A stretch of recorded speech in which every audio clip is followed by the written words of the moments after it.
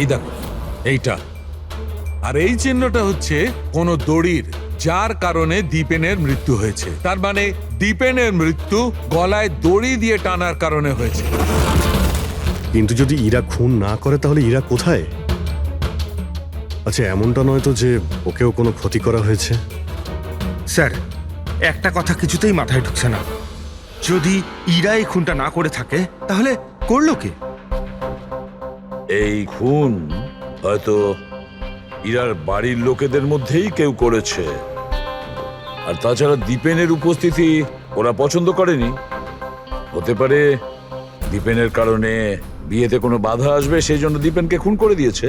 Sir sir ইরার phone থেকে জানা গেছে যে ওর নিখোঁজ হওয়া 3 ঘন্টা আগে দীপেনের বোন শালিনীর ফোন আসে। ও দিল্লি থেকে বম্বে চলে তো আসে, কিন্তু ফোন তুলছে না।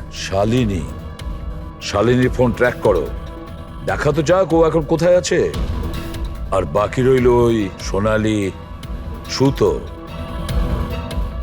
কার হতে পারে?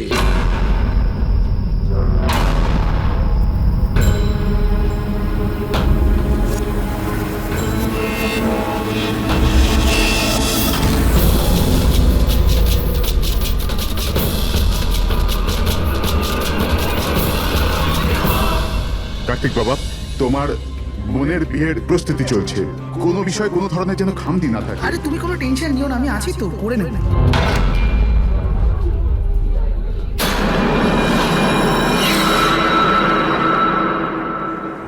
ওহো, বিয়ের বাড়ির ব্যাপার, মেহেন্দির অনুষ্ঠান। আরে দাদা কি করছেন, তাড়াতাড়ি করুন, অতিথিরা তো এক্ষুনি চলে আসবে। আন্টি, তুমি কেন এত টেনশন নিচ্ছ? বিয়ের বাড়ির ব্যাপার আর আমার মেয়ের বিয়ে, টেনশন তো হবেই, তাই না? আমি ওর বেস্ট ফ্রেন্ড হই না? আমি ওর ভালোভাবে খেয়াল রাখি। তুই তাড়াতাড়ি যা, ওর তোকে দরকার হতে পারে। আরে দাদা, ওটা ওখানে নয়, এখানে রাখুন। হ্যাঁ,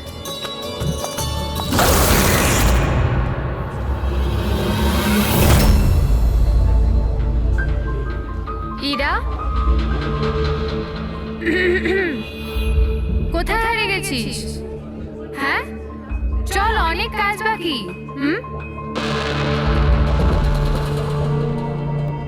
আমি এখনো বলছি যে দেরি বেশি হয়নি, চলো তাড়াতাড়ি যাই এখান থেকে। আরে আমাদের ছেলের ইরার থেকেও ভালো মেয়ে পাওয়া যাবে। আরে কি সেই একই কথা বলে যাচ্ছ? তোমার যদি জানা না থাকে জেনে ও বুঝে নাও, আমার ছেলে ইরাকে খুব ভালোবাসে এবং ওকেই বিয়ে করবে ঠিক করেছে। হ্যাঁ হ্যাঁ কার্তিক, এক্ষুনি আসছি আমি। অমৃতা, কি হয়েছে? তোর ভাই ফোন করেছে, কিছু কাজ আছে, এক্ষুনি আসছি। আর শোন, আজ মেহেন্দি তোর মুখে না একটু স্মাইল রাখ।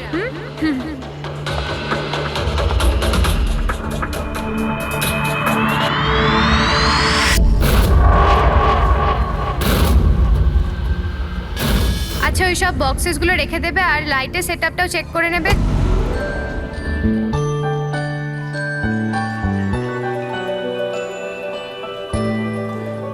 কি ব্যাপার? হ্যাঁ, খুব সুন্দর লাগছে আজকে। এরকম নয় তো যে বর এসে তোমাকেই না চেয়ে বসে। Very funny Lalit.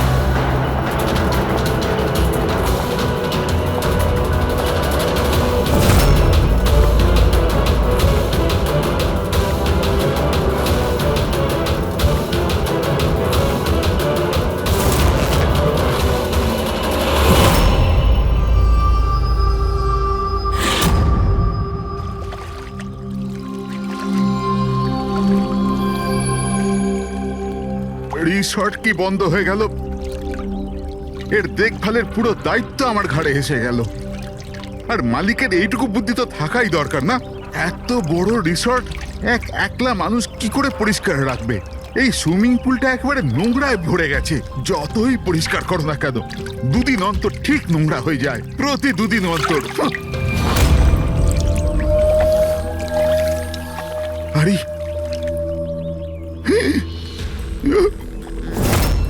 আরে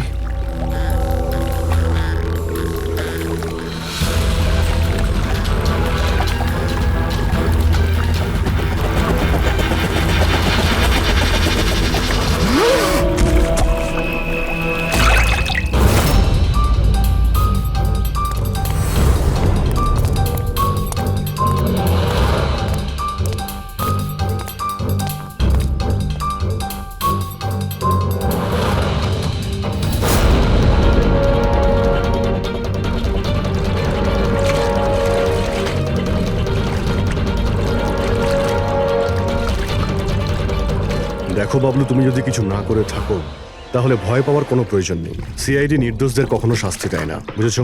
মনে হচ্ছে লাশ অনেকক্ষণ ধরে জলে আছে। হ্যাঁ দয়া, মনে হচ্ছে 12 ঘন্টার বেশি হবে। কোথাও কোনো আঘাতের চিহ্ন নেই বস, শুধু এখানে এই গলায় এখানে অদ্ভুত কিছু লেগে আছে। গলা টিপে মেরেছে? আপাতত দেখে তাই মনে হচ্ছে। এই রিসর্টের চাবি কি তোমার কাছেই থাকে? না স্যার, মালিকের কাছেও একটা আছে। তুমি গেটটা দেখাও তো। পঙ্কজ, দেখো তো একটু ভালো করে চেক করো, দেখো কিছু পাওয়া যায় কিনা।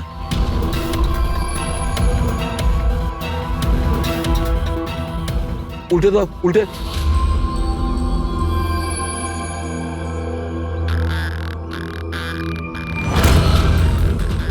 স্যার, এ তো ট্যাক্সির বিল দেখছি। ইনি কাল রাত্রে ডোমেস্টিক এয়ারপোর্ট থেকে ট্যাক্সি ধরেছিলেন। পঙ্কজ, এই লাশটার ফটো তুলে এয়ারপোর্ট সিকিউরিটিকে দেখাও আর এর পরিচয় জানো। তালা তো ভাঙা নেই, তার মানে হলো কেউ চাবি দিয়ে খুলে ভিতরে ঢুকেছে, বা হয়তো অন্য কোনোভাবে। হতে পারে স্যার এই রিসর্টেরই কোনো কোণাতে এই অপরাধটা হয়েছে। বা হতে পারে দয়া ওকে এখানে মেরেই এখানে ফেলে দিয়েছে, বা অন্য জায়গায় মেরে ওর লাশটাকে এখানে ফেলে রেখেছে। পুরবি, এত বড় একটা গেটের উপর দিয়ে লাশকে নিয়ে ঝাঁপ দেওয়া অসম্ভব মনে হচ্ছে। অন্য কোনো রাস্তা দিয়েই ও লাশ নিয়ে ভিতরে এসেছে। কিন্তু স্যার, ভেতরে আসবার জন্য অন্য কোনো রাস্তা নেই এটা ছাড়া। আরে তুমি আমাদের কাজটা করতে দাও না, এদিকে এসো।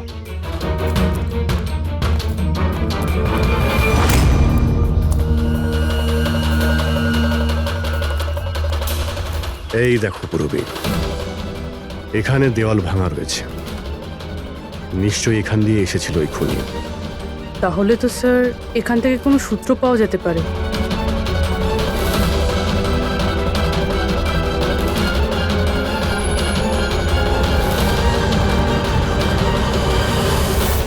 এই হলো প্রমাণ, এই সোনালী সুতো।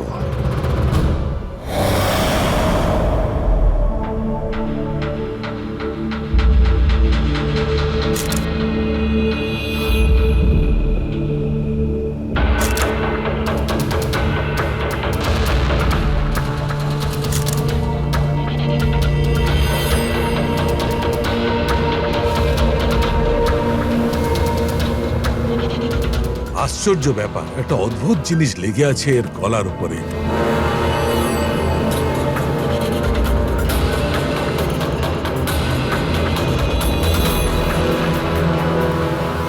ও, কি হয়েছে স্যার? একটু শুঁকে দেখো এটা। মেহেন্দি? মেহেন্দি সারিকা, এর গলার উপর মেহেন্দির দাগ। সারিকা, এর মৃত্যু হয়েছে গলা টেপার কারণে। গলায় আছে মেহেন্দির চিহ্ন, তার মানে যে এর গলাটা টিপে ধরেছিল ওর হাতে মেহেন্দি লাগানো ছিল। আর খুনটা যে করেছে সে হয়তো কোনো মেয়ে, আর ও সেই সময় খুন করেছে যখন ওর হাতের মেহেন্দি ঠিক করে শুকোয়ও নি। রাইট। আজকাল এমনিতেও বিয়ের সিজন চলছে, হয়তো কোনো ফেস্টিভ্যাল, ফাংশন বা বিয়ে বাড়িতে গিয়েছিল। রাইট, এই জন্য অভিজিৎ ওখান থেকে সোনালী সুতো পেয়েছিল। হয়তো কোনো দামি ড্রেসে যেটা পরেও পার্টিতে যাচ্ছিল। তার মানে হচ্ছে এই সোনালী সুতো আর গলায় লেগে থাকে এই মেহেন্দি আমাদের খুনি পর্যন্ত পৌঁছে দেবে।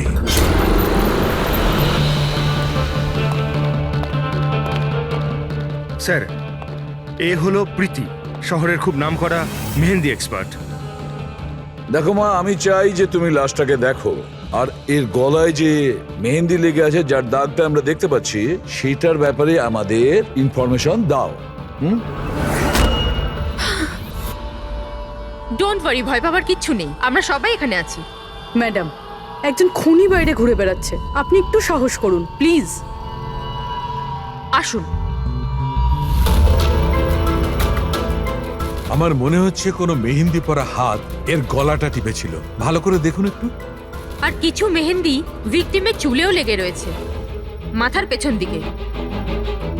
মেহেন্দির টেক্সচার খারাপ হয়ে গেছে, কিন্তু এটা মনে হচ্ছে যে এই মেহেন্দিটা হাত দিয়ে লাগানো হয়েছে। হাত দিয়ে? হ্যাঁ স্যার, বেশিরভাগ লোক আলাদা আলাদা ডিজাইন বানানোর জন্য স্টেন্সারের ব্যবহার করে। এই ডিজাইন স্টেন্সিলে নয়, হাত দিয়ে করা হয়েছে। হ্যাঁ স্যার। আচ্ছা আপনি প্লিজ 1 মিনিট এদিকে আসবেন।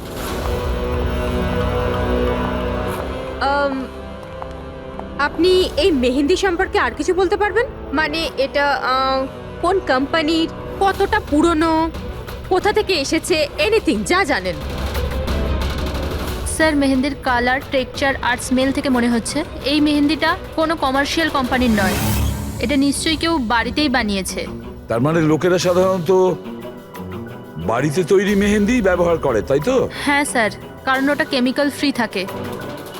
আচ্ছা, এরকম তো শহরে অনেক লোকই আছে যারা বাড়িতে মেহেন্দি বানায়, তাই মেহেন্দির সাহায্যে তাকে ধরতে গেলে অনেকটা সময় লেগে যাবে স্যার। স্যার, হ্যাঁ স্যার ভিক্টিমের ব্যাপারে জানতে পেরেছি। হ্যাঁ, একে? স্যার, ওর নাম দীপেন, দিল্লিতে থাকতো। আর আমি লোকাল পুলিশকে বলে দিয়েছি যে ওর বাড়ির লোককে যেন খবর দিয়ে দেয়। গুড। আচ্ছা প্রীতি, আরো একটু দেখুন যদি আমাদের কিছু বলা যায়।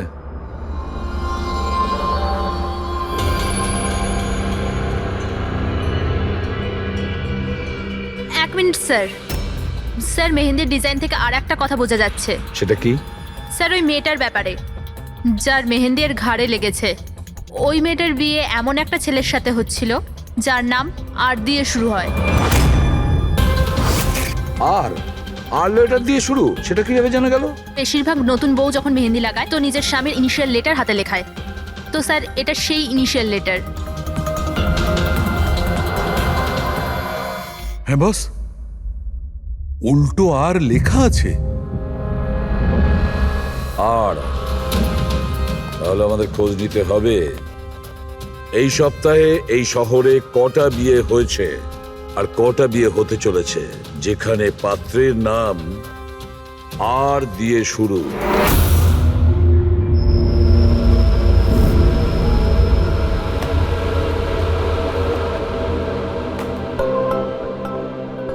অদ্ভুত স্যার, এই মাসে 120 জনের বিয়ে, একই মাসে এতজনের বিয়ে। হ্যাঁ পঙ্কজ, এখন বিয়ের ভালো লগ্নসা আছে। যদি তুমি বিয়ে করো তো সময়টা একদম ঠিক। আরে বিয়ে আর কি করে করবো স্যার? কি হলো, কজন পাত্রের নাম পেলে? হ্যাঁ স্যার, সব মিলিয়ে 12 জন আছে যেখানে পাত্রের নাম আর দিয়ে শুরু হয়। আচ্ছা, হ্যালো, হ্যাঁ হ্যাঁ হ্যাঁ হ্যাঁ স্যার, এর গাড়ি তো দেখছি একটা শব্দেই আটকে আছে। হ্যাঁ হ্যাঁ হ্যাঁ হ্যাঁ হ্যাঁ, ওকে ওকে, থ্যাংক ইউ। স্যার, হ্যাঁ পঙ্কজ। দিল্লি থেকে অফিসার ফোন করেছিলেন। উনি বলছিলেন যে দীপেনের বাড়িতে গিয়েছিলেন কিন্তু কেউ ছিল না। আর প্রতিবেশীকে জিজ্ঞেস করে জানতে পেরেছেন ওর একটা বোনও আছে। শালিনীর নাম্বার দিয়েছেন উনি? হ্যাঁ স্যার, পাঠিয়েছেন। আর উনি বলছিলেন যে দীপেন মাত্র 4 মাস আগেই ওখানে শিফট হয়েছে। একটা মেয়ের সঙ্গে ব্রেকআপ করে আর অন্য কারোর সঙ্গে বিয়ে করে নেয়। এই জন্য শালিনীর সঙ্গে ওর ঝগড়া হয় আর সেই জন্য এখানে চলে আসে। কি নাম বললে ওই মেয়েটির যে দীপেনকে মনে আঘাত দিয়েছে? ইরা। ইরা? স্যার, হতে পারে কালকে রাত্রে দীপেন ইরার বিয়ে পণ্ড করতে এসেছিল এখানে, আর ইরা ওকেই মেরে দিয়েছে। আচ্ছা, এই ওয়েডিং কার্ডসে ইরা নামের কোনো মেয়ের কার্ড আছে?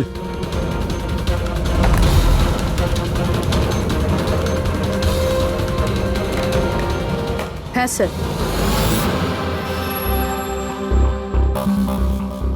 ইরা ওয়েডস রোহিত, এই দেখুন। এই দেখো, ইরা ওয়েটস রোহিত, আর ওদের বিয়ে আজকেই। একটু ওই বিয়ে বাড়িতে গিয়ে দেখো কনের গায়ে মেহেন্দি কতটা রাঙিয়েছে। আপনারা সিআইডি থেকে এসেছেন তো যা খুশি তাই করবেন। আইনের নামে কারুর বিয়ে আটকাবার অধিকার কে দিয়েছে আপনাদের? না না, আমরা এখানে কারো বিয়ে থামাতে আসিনি। আমরা এখানে এসেছি তদন্ত করার জন্য।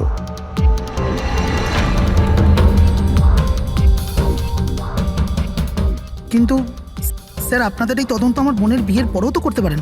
যত তাড়া আছে আপনাদের এই বিয়েটা করানোর জন্য, তার থেকে বেশি তাড়া আছে আমাদের খুনিকে ধরার জন্য।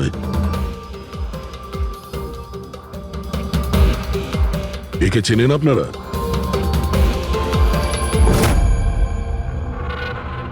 এটা তো দীপেন। মানে চেনেন কি করে? স্যার অ্যাকচুয়ালি ওই দীপেন আমার বোনকে ভালোবাসতো,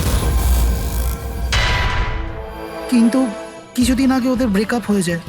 আমি বলেছিলাম না যে চলো ফিরে যাই, কিন্তু আমার কথা শুনছে না কে? দেখো এবার সিআইডিও চলে এসেছে। জানি না কি কুক্ষণে এদের সঙ্গে আমরা সম্বন্ধ তৈরি করেছি। দেখুন, দীপেনের ঘাড়ে আমরা কিছু মেহেন্দির চিহ্ন দেখতে পেয়েছি, আর আমাদের সন্দেহ যে সেই চিহ্ন ইরার হাত থেকে এসেছে।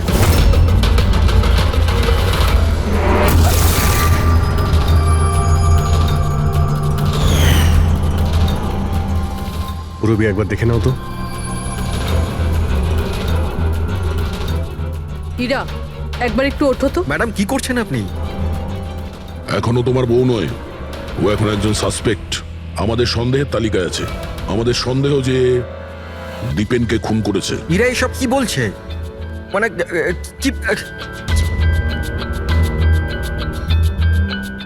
তোমার হাতটা দেখাও।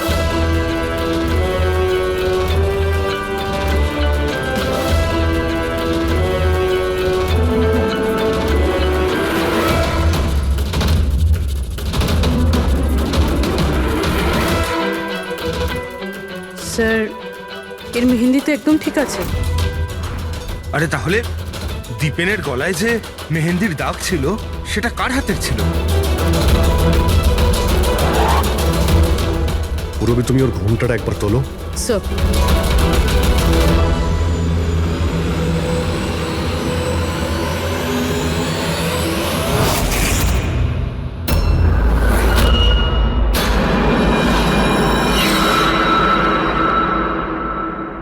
অমৃতা, তুমি এই মণ্ডপে কি করছো? আর আমার মেয়ে ইরা কোথায় বলো? অমৃতা?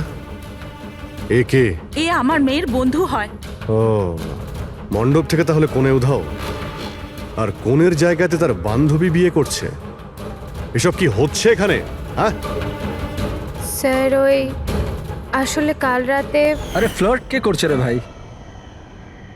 আমি তো তোমার প্রশংসা করছি। আচ্ছা তাই নাকি? প্রশংসা করছো? হ্যাঁ তুমিও না, একদম পাল্টাবে না।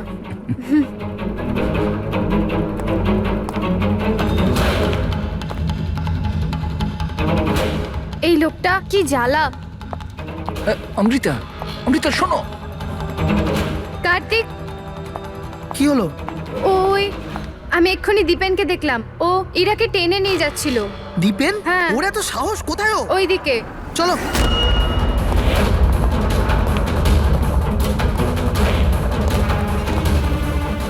কোথায় গেল এরা দুজন? কি জানি।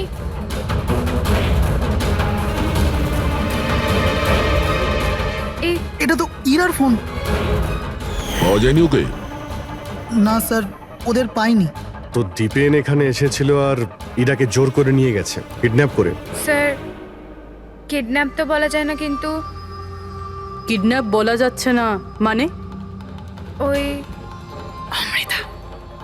অমৃতা, এটা একটা মার্ডার কেস, আর সিআইডির কাছ থেকে কিছু লুকোনোর চেষ্টা করলেও সেটা খুব খারাপ হবে। অমৃতা, যা জানো সত্যি সত্যি বলো। স্যার স্যার সত্যি তো এটা যে ইরা এই বিয়েটা করতেই চাইছিল না। ও তো দীপেনকে ভালোবাসতো।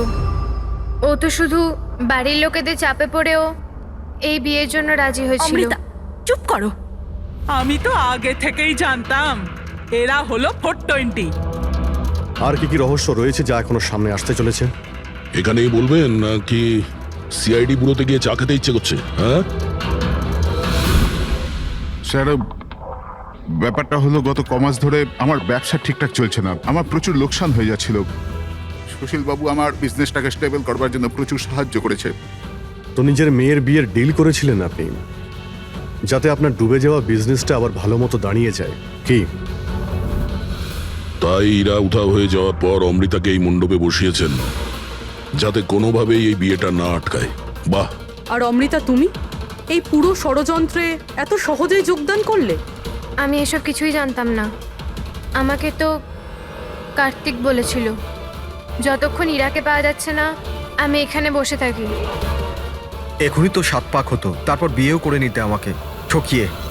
না, আমি মণ্ডপ থেকে বেরোতেই যাচ্ছিলাম, আর তখনই সিআইডি এখানে চলে এলো, আর সতী সবার সামনে চলে এলো। অর্ধেক সত্যি তো সামনে এসছে, আর বাকি অর্ধেক সত্যি সামনে আসবে যখন এটা জানা যাবে যে দীপেনকে মারার পর ইরা কোথায় চলে গেছে। আমার মেয়ের উপর মিথ্যে অপবাদ দেবেন না স্যার। ও তো দীপেনকে ভালোবাসতো, ও কেন খুন করবে ওকে? যদি আপনার মেয়ে নির্দোষ হয় তাহলে ও বাড়িতে ফিরে আসেনি কেন? দীপেন খুন হওয়ার পর থেকে ও নিখোঁজ হয়ে গেছে কেন?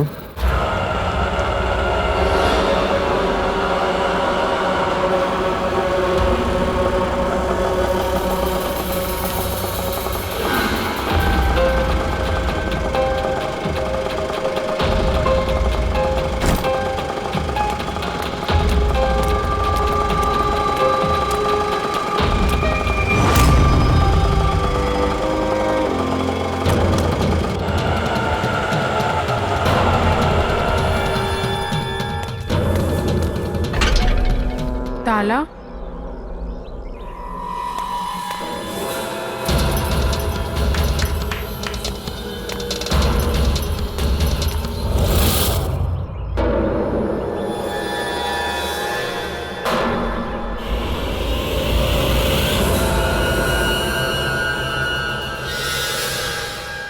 দেখো বস, ইরা নিজের মেহেন্দি পরা হাত দিয়ে দীপেনের গলা নিশ্চয়ই ধরেছিল, কিন্তু দীপেনের মৃত্যু ইরার হাতে হয়নি। দীপেনের মৃত্যু হয়েছে কি করে? এর গলার ওপর এই যে মেহেন্দির চিহ্ন আছে, যখন পরিষ্কার করলাম তখন দেখলাম আর একটা দাগ আছে। এই দেখো, এইটা। আর এই চিহ্নটা হচ্ছে কোন দড়ির, যার কারণে দীপেনের মৃত্যু হয়েছে। তার মানে দীপেনের মৃত্যু গলায় দড়ি দিয়ে টানার কারণে হয়েছে। কিন্তু যদি ইরা খুন না করে তাহলে ইরা কোথায়? আচ্ছা, এমনটা নয় তো যে ওকেও কোনো ক্ষতি করা হয়েছে? স্যার, একটা কথা কিছুতেই মাথায় ঢুকছে না। যদি ইরা এই খুনটা না করে থাকে তাহলে করলো কে? এই খুন হয়তো ইরার বাড়ির লোকেদের মধ্যেই কেউ করেছে। আর তাছাড়া দীপেনের উপস্থিতি ওরা পছন্দ করেনি।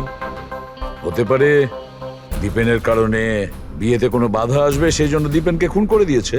স্যার, স্যার, ইরার ফোন থেকে জানা গেছে যে ওর নিখোঁজ হওয়ার 3 ঘন্টা আগে দীপেনের বোন শালিনীর ফোন আসে। ও দিল্লি থেকে বম্বে চলে তো আসে, কিন্তু ফোন তুলছে না। শালিনীর ফোন ট্র্যাক করো, দেখা তো যাক ও এখন কোথায় আছে। আর বাকি রইল ওই সোনালি সুতো, কার হতে পারে?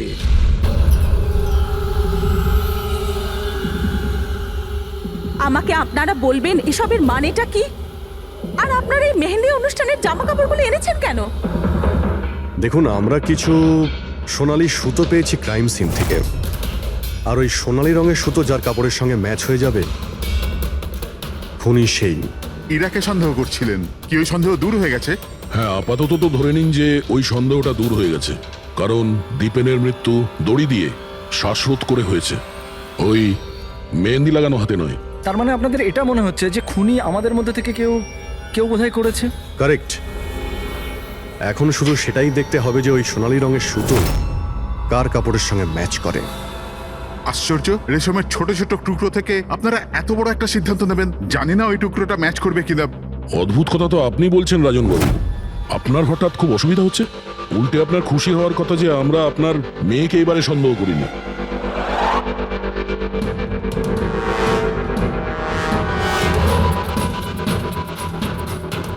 স্যার, এই সোনালি সুতোটা রাজেনের পাঞ্জাবির সাথে ম্যাচ করে। স্যার, এই দেখুন, সুতোটা এইখান থেকে ছিঁড়েছে।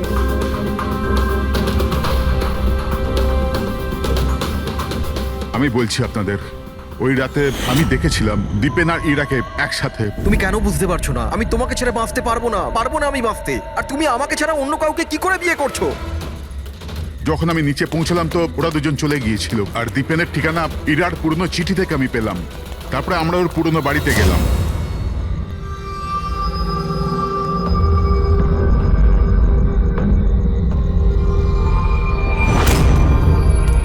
এ কি, দীপেন এখানে?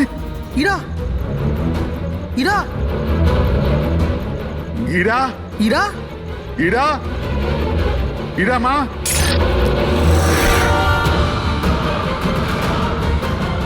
বাবা, এই দেখো দীপেন ওর ফোনে ওর মৃত্যুর কারণ লিখেছে। কি লিখেছে এখানে?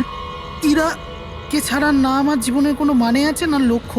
ইরা আমার যদি না হয় কারোর হবে না। বিদায়।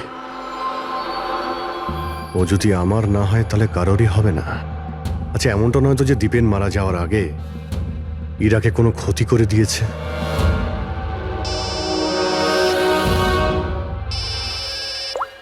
হ্যাঁ পঙ্কজ, হ্যাঁ দীপেনের বোন শালিনীর মোবাইল ফোন ট্র্যাক হয়ে গেছে।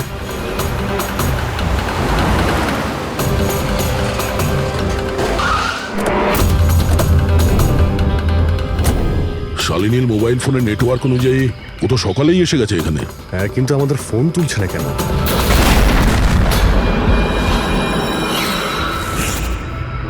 ব্লাস্ট। শালিনী, শালিনী, শালিনী, শালিনী, শালিনী, শালিনী।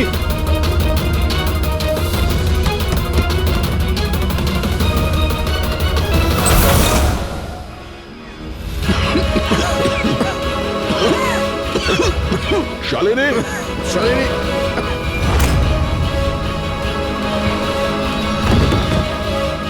শালিনী, শালিনী।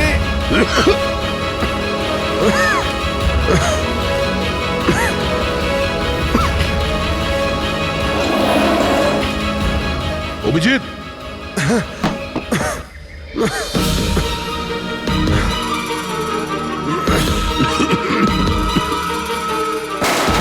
অভিজিৎ সাবধানে। কে ওখানে?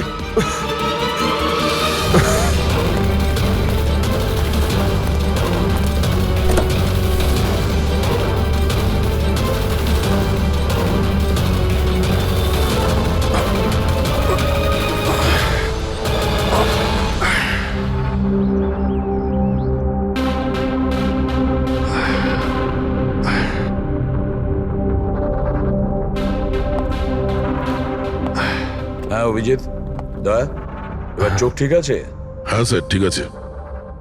এটা তো ভালো হয়েছে স্যার, আমরা ওই বিষাক্ত গ্যাসে বেশিক্ষণ থাকিনি। কিন্তু স্যার, শালিনী আর ইরার অবস্থা খুব একটা ভালো নয়। ডক্টর ওদের দেখছে। কোন বিষাক্ত গ্যাস ছিল ওখানে? স্যার সেটা তো জানি না, কিন্তু আমার মনে হচ্ছে টাইম স্মোক বোম ছিল ওখানে। এই দীপেন স্যার পুরো প্ল্যান করে রেখেছিল। আত্মহত্যার পরে ও ইরাকে ওর রাস্তা থেকে সরাতে চেয়েছিল। হ্যাঁ স্যার, ও তো সুইসাইড নোটে লিখেও ছিল যে ইরা যদি ওর না হয় কারোর হবে না। স্যার। হ্যাঁ ডক্টর, ইরা কেমন আছে? স্যার ও এখন আউট অফ ডেঞ্জার, কিন্তু ওর এখনো জ্ঞান ফেরেনি। আচ্ছা, আর Shalini? I am sorry sir, আমরা ওকে বাঁচাতে পারিনি।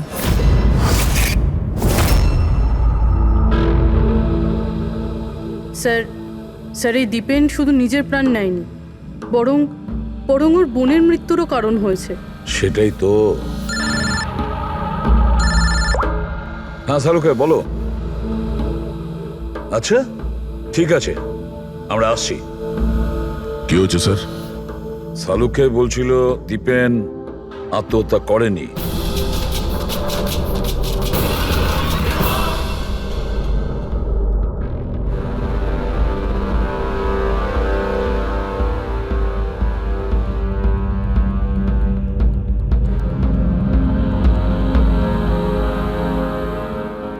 আরে বলে ফেলো না শালুকে, একবার ফাইনালি বলে দাও, দীপেন আত্মহত্যা করেছে নাকি ওকে খুন করা হয়েছে?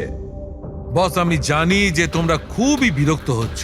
তোমাদের মনে হচ্ছে শালুকে কোনো কথাই বলছে না। কখনো বলছে ইরা দীপেনকে হত্যা করেছে, কখনো বলছে যে দীপেনের হত্যা ইরা করেইনি, কখনো বলছে দীপেন আত্মহত্যা করেছে, কখন বলছে দীপেন আত্মহত্যা করেনি। কিন্তু আমি কি করব ভাই, এই কেসটা সূত্র খুব অল্প অল্প করে আসছে। আরে স্যার, যে প্রমাণ পেয়েছেন সেটা নিয়ে কিছু বলুন না।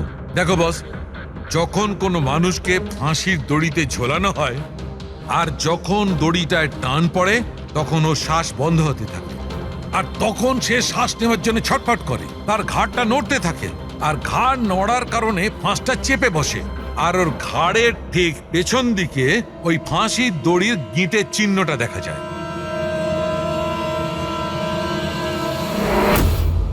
হ্যাঁ স্যার, দাগ তো আছে।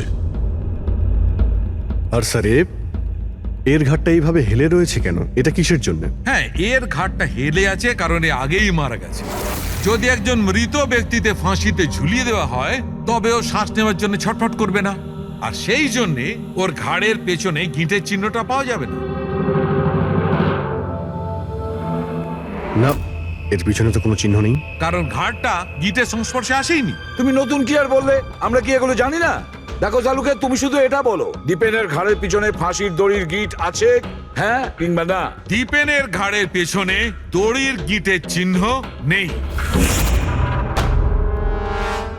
এসো আমি দেখাচ্ছি। এই দেখো বস, দীপেনের ঘাড়ের ওপর কোনো চিহ্ন নেই। ও, তার মানে খুনি আমাদের ভুল বোঝাচ্ছিল। আগে থেকেই মরে যাওয়া লোককে ঝুলিয়ে দিয়েছে যাতে মনে হয় আমাদের সুইসাইড করেছে। অনেক লম্বা প্ল্যানিং করেছিল। এমন কেউ রয়েছে যে দীপেন আর ইরা দুজনকেই মারতে চেয়েছিল। আর ওই সুইসাইড নোট, সেটাও খুনি লিখেছে। হ্যাঁ স্যার, দীপেনের সুইসাইড নোট দীপেন নিজে লেখেনি। আমি এই মেসেজের অ্যানালাইসিস করিয়েছি একজন লিঙ্গুইস্টিক এক্সপার্টকে দিয়ে। ডক্টর সারিকা, এই লিঙ্গুইস্টিক এক্সপার্ট কি হয়? স্টাইলোমেট্রি নামের একটা শিল্প হয়। যেমন ধরুন, যেমন প্রত্যেক মানুষের আঙ্গুলের ছাপ আলাদা আলাদা হয়, ঠিক তেমনই তার হাতের লেখা স্টাইল, তার ধরন আলাদা আলাদা হয়। প্রত্যেকটা মানুষের লেখার ধরন আলাদা। কেউ অক্ষরগুলোকে একটু ছোট ছোট লেখে, কেউ অক্ষরগুলো বড় বড় লেখে, মাঝখানে অনেকটা ফাঁকা থাকে, কেউ একদম সোজা লাইনে লেখে, কেউ এবড়ো খেবড়ো লেখে। কিছু লোক প্রত্যেকটা অক্ষরের পরে কমা দেয়, যেমন ফ্রেডি দিয়ে দেয়। সবার লেখার ধরন আলাদা আলাদা। এক্সপার্ট এগুলোও বলতে পারেন? শুধু এটুকুই নয়, এক্সপার্ট এটাও বলতে পারে যে টাইপ করেছে সে নারী না পুরুষ। তাহলে সারিকা, ওই সুইসাইড নোট দীপেন লিখেছে কি না? না স্যার, আমি দীপেন আর ইরা দুজনের ফোনসে চেক করেছি, তো আমি একজনের সম্পর্কে জানতে পেরেছি যার লেখার ধরন এক্স্যাক্টলি সুইসাইড নোটের সঙ্গে ম্যাচ করছে। এই যে সেই মেসেজ, এই মেসেজেও সুইসাইড নোটের মতো প্রত্যেকটা সেন্টেন্সের মাঝে 3টে ডট আছে। প্রত্যেকটা সেন্টেন্স শর্ট আর ক্রিস্প, আর প্রত্যেকটা মেসেজ হয় গুড বাই না হলে বিদায় লিখে শেষ করা হয়েছে। যেভাবে ওই সুইসাইড মেসেজে বিদায় লেখা হয়েছিল, এখানে গুড বাই লেখা হয়েছে। আচ্ছা, তার মানে হলো আমরা সেই খুনিকে খুঁজে পেয়েছি।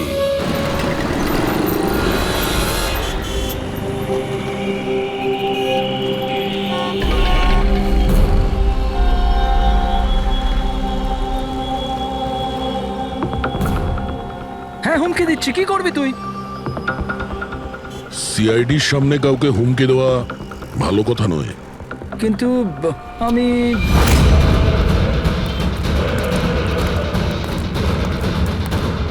এই দাঁড়া। আরে আরে আরে, ললিত বাবু কোথায় পালাচ্ছেন? এটা তো বলে যান যে দীপেনকে খুন করতে গেলেন কেন? এটা এটা আপনি কি বলছেন? আমি কাউকে মারিনি। আচ্ছা, সত্যি কথা বলবি নাকি? বলবি নাকি মাথাটা ঠুকে দেবো নিচে? আমি মেরেছি। প্লিজ প্লিজ আমাকে নিচে নামো, আমাকে নিচে নামো। চল, এক তো তুই দীপেনকে খুন করেছিস, আর তার উপরে এটা দেখাতে চেয়েছিস যে ও সুইসাইড করেছে। হ্যাঁ, ইনফ্যাক্ট আমি ওর সুইসাইড নোটটা লিখেছিলাম, কিন্তু কি? কিন্তু এগুলো আমি আমার নিজের জন্য করিনি, অন্য কারোর বলাতে করেছিলাম। কার কথায়?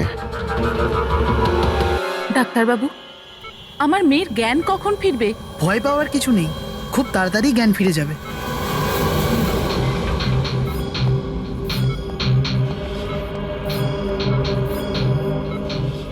ললিত,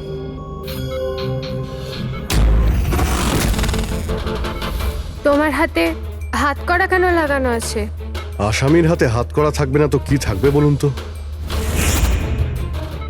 অপরাধী? হ্যাঁ, এই অপরাধী নিজের অপরাধ স্বীকার করেছে ললিত। দীপেনকে এই মেরেছে।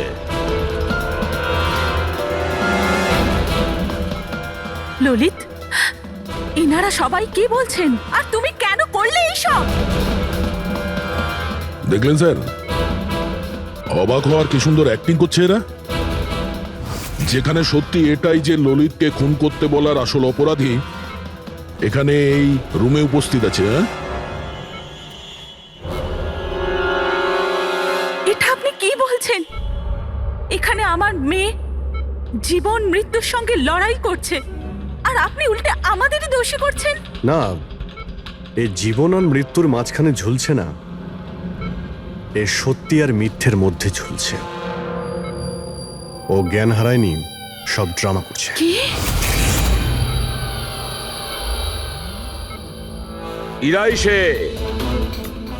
ইরাই ললিতকে বলেছে দীপেনকে মেরে ফেলার জন্য।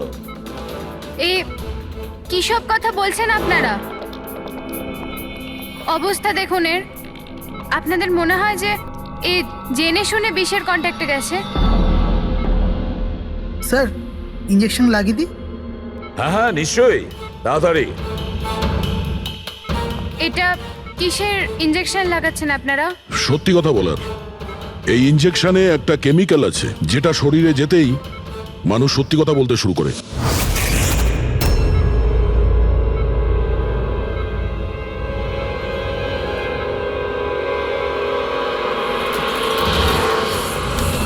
না, শুনুন। ইরা, ইরা, আরে রে কোথায় যাচ্ছ? দাঁড়াও। ইরা থামো, ইরা। এর মানে হলো যে সিআইডিরা ঠিক কথা বলছেন। আর মিথ্যে বলে কোনো লাভ নেই। এই ললিত তোমার মুখোশ খুলে দিয়েছে।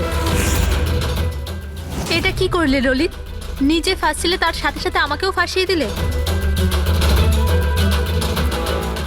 এরা এই প্রতিজ্ঞাটাই তো আমরা করেছিলাম ভালোবেসে, যে আমরা একসাথে বাঁচবো আর একসাথে মরবো। কি তোমরা দুজন একে অপরকে ভালোবাসো? এসব কবে? ইরা, তুই তো দীপেনকে ভালোবাসিস। হ্যাঁ, ও চাইতো, কিন্তু হঠাৎ করে ললিতকে ভালোবেসে ফেলে। আর এই সব কিছু করেছে ও নিজের বিয়ে ভাঙার জন্য। কিন্তু ভাগ্যক্রমে ইরার কাছে শালিনীর কল আসে যে দীপেন ইরার বিয়ে আটকাতে এসছে। আর ইরা খুব বড় প্ল্যান করেছিল। দীপেনের কাঁধে বন্দুক রেখেও গুলি চালাতে চেয়েছিল। আর আমরা ভেবেছিলাম যে প্রথমে আমরা দীপেনকে মেরে দেবো।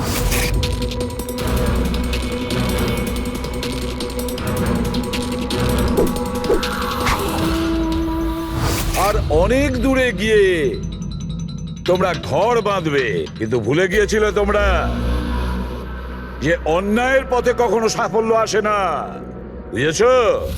আমাদের প্ল্যান একদম ঠিকঠাক চলছিল, কিন্তু বাবা আর কার্তিক এসে আমাদের প্ল্যানে জল ঢেলে দিল।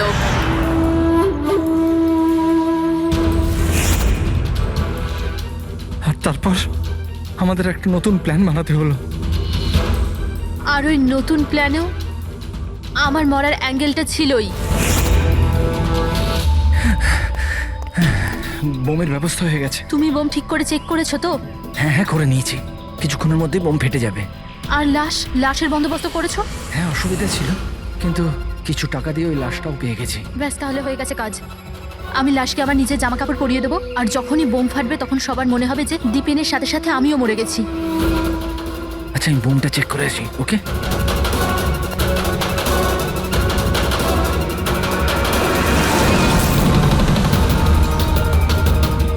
শালিনী।